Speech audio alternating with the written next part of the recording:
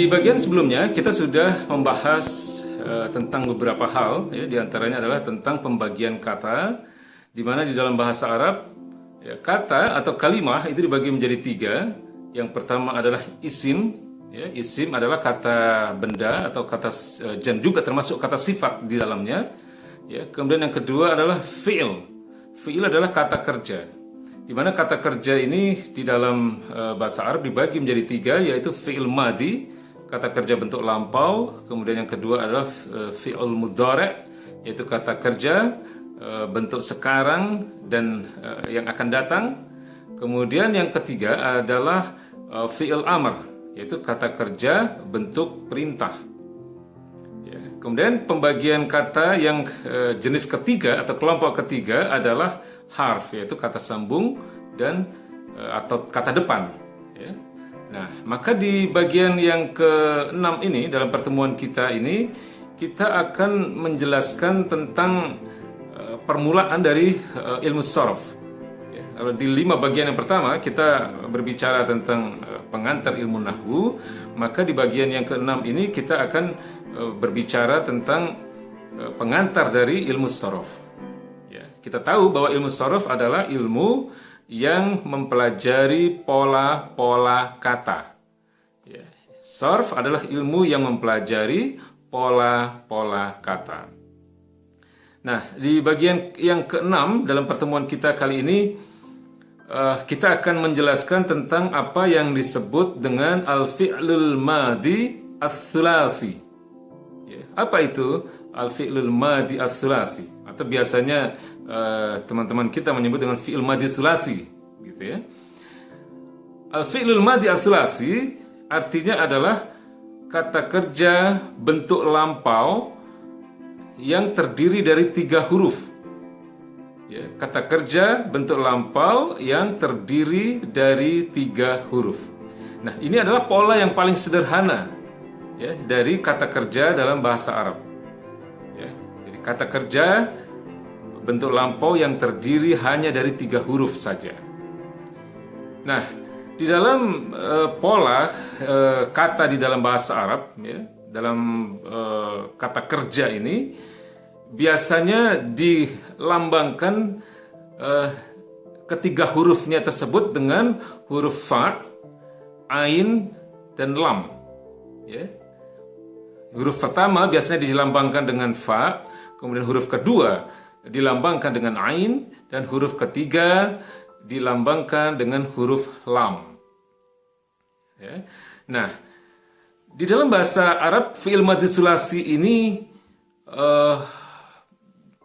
dibagi menjadi 3 pola, ya, 3 bentuk saja. Ya. Nah, seluruh kata kerja fi'il madhi sulasi, ya, yaitu kata kerja bentuk lampau yang terdiri dari 3 huruf ini, kalau kita kelompokkan seluruhnya itu sebenarnya hanya terdiri dari 3 pola saja, 3 bentuk pola saja. Ya. Yang pertama adalah pola fa'ala. Ya, jadi ketiga hurufnya, baik huruf pertama, huruf kedua, dan huruf ketiga semua bertanda fathah. Ya, fa'ala.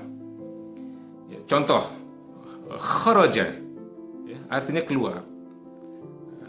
Contoh lain, dakhala, artinya masuk. Ya.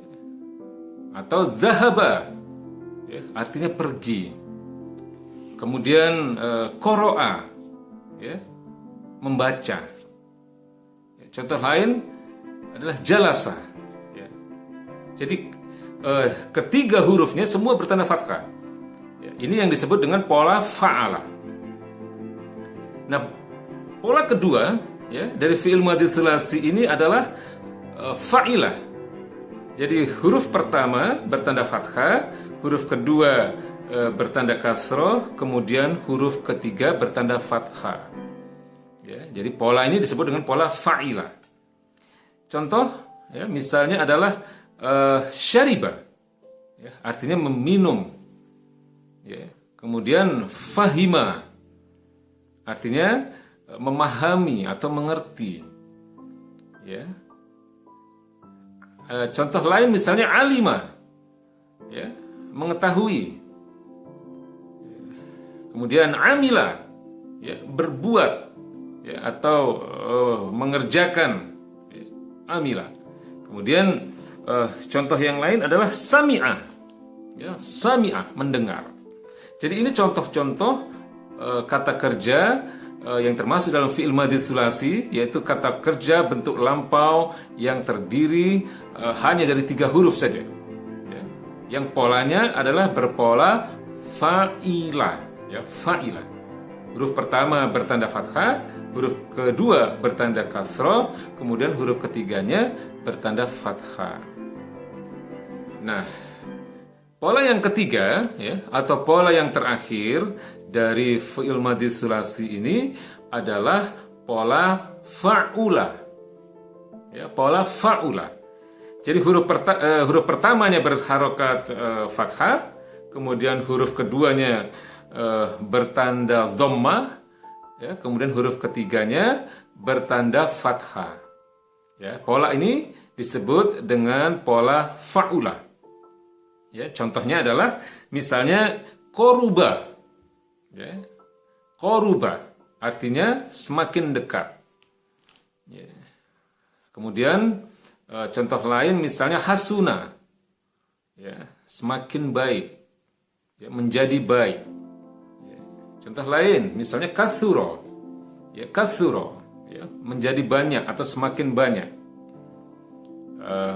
Kemudian ba'uda, ya, menjauh atau semakin jauh, ya, ba'uda, ya, atau contoh lain misalnya kaburo, ya, kaburo semakin besar, ya, atau membesar. Nah, itulah fi'il madhi tsulasi, ya, mudah sekali sebenarnya untuk dipahami, ya. Jadi fi'il madhi tsulasi, ya, adalah kata kerja bentuk lampau yang hanya terdiri dari 3 huruf. Ya, ini adalah bentuk kata kerja yang paling sederhana di dalam bahasa Arab.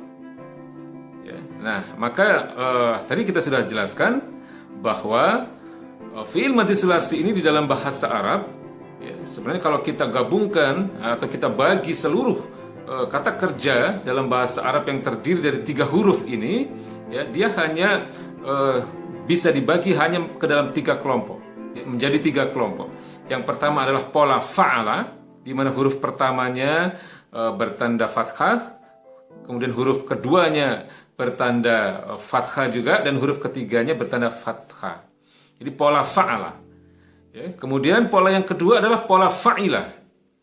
Ya, jadi huruf pertama bertanda fathah, kemudian huruf kedua bertanda kasroh, kemudian huruf ketiganya bertanda fathah, yaitu pola fa'ilah. Kemudian pola yang ketiga adalah pola fa'ula. Ya, fa'ula. Di huruf pertama bertanda fathah, huruf kedua bertanda dhammah, kemudian huruf ketiganya bertanda fathah. Ya, jadi itulah bahasan kita tentang fi'il madhi tsulasi. Semoga mudah untuk dipahami, ya. Nah, kita akan bertemu nanti di bagian yang ke-7 dengan materi berikutnya. Baik. Assalamualaikum warahmatullahi wabarakatuh.